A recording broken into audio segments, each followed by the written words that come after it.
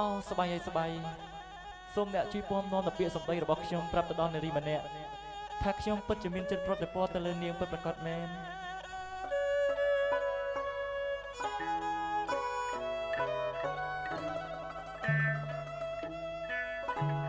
សบายអើយសบายសบายណាធំវាស្នាសบายបានហាត់ថា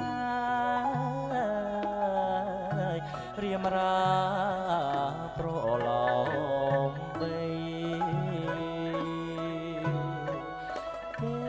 ថែថាបនោមថ្នាក់ដោយចិត្តស្ម័គ្រមេត្រីអូអភពអ្វីអភពអ្វីតែរូបខ្ញុំរងទុកក្តៀមក្រុមព្រោះមុំមិនមាន